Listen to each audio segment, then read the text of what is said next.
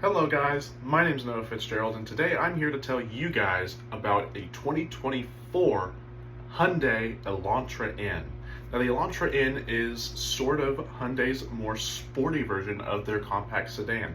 The Elantra has been a staple in Hyundai's lineup and a very popular sedan for many years. In the N division of Hyundai is Hyundai's performance division that pumps out some of the most exhilarating cars on the market today. Now combine those two together with the Elantra N and you have a very fun, compact sports sedan.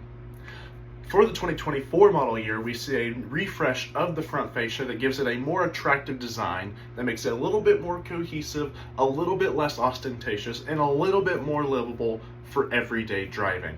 It also offers more cooling so that way you can really get more performance whenever you're tracking your Elantra N. Powering this is a 2-liter turbo 4-cylinder making 286 horsepower, a 10 horsepower bump for the 2024 model year, and 289 pound-feet of torque.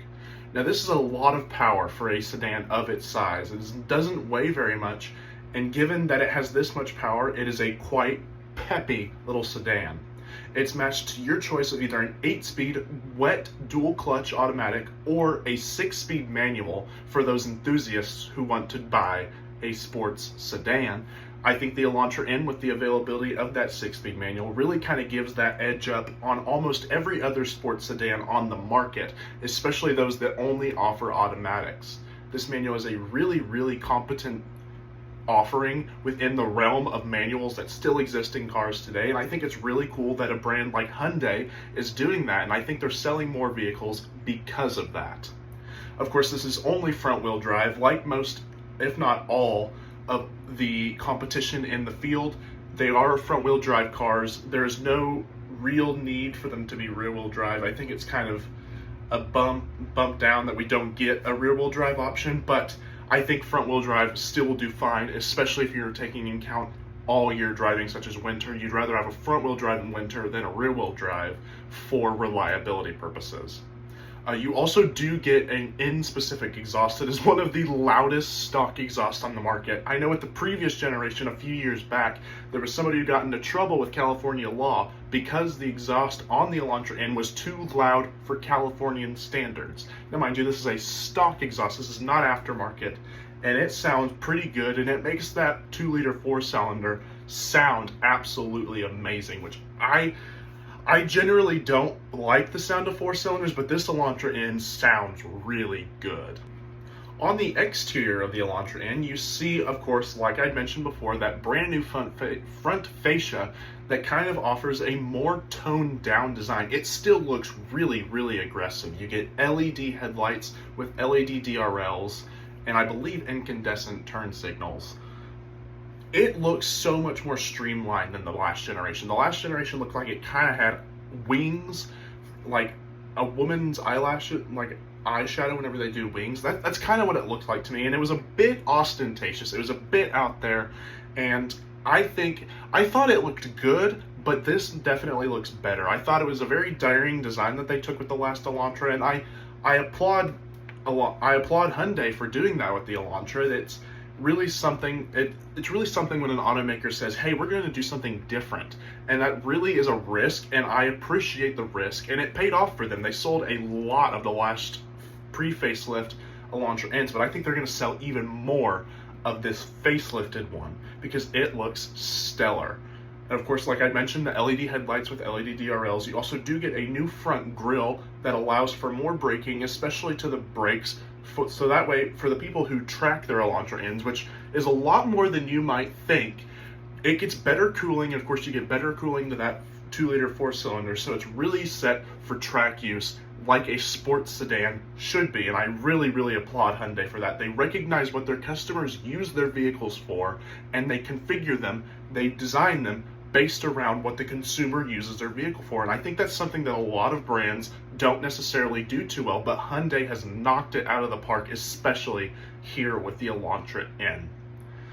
And of course, on the back, you do get, you're still the same as the pre-facelift, the LED light bar with LED taillights and incandescent turn signals. It's a really nice look, and you get, of course, a spoiler on the top that really sets it apart from the regular Elantra. I think the designation between the N and the regular is absolutely stellar. I think the N looks fantastic. Of course, going under that, you do have that really loud exhaust, that amazing sound that comes from those big tailpipes.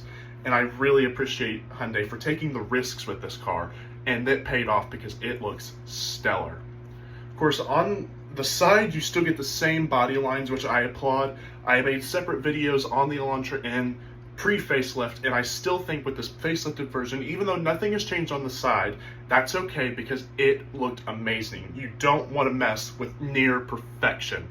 Now, of course, on the bottom, you do notice that in the pre-facelift, it was red accenting. This time it's gray. I think they're really trying to tone it down so that way people will buy more. I think the last generation was a little bit, like the last pre-facelift was a little bit over the top, and they've learned to tone it down, and I think that's going to make Hyundai buyers want an Elantra N even more now that it's not as ostentatious as the pre-facelift version. Now, on the interior of the Elantra N, it remains absolutely the same as the pre-facelift version, which is not totally bad because the interior of the Elantra N was already great. You of course get your digital gauge cluster and your infotainment system with Apple CarPlay and Android Auto. You of course get your performance steering wheel with N buttons that are configurable to different drive modes that are specific to the N models.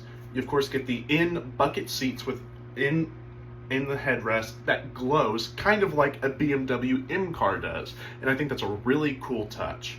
Now, if you want to listen to more on what the interior has to offer, I do on my Instagram page if you're watching this on TikTok, or if you're already on Instagram, you can check out the other video where I go more in depth on the interior of the Elantra N. However, just know that it is a great place to be with excellent materials for the price of the vehicle and absolutely extraordinary technology that you don't necessarily see in some of the other competitors.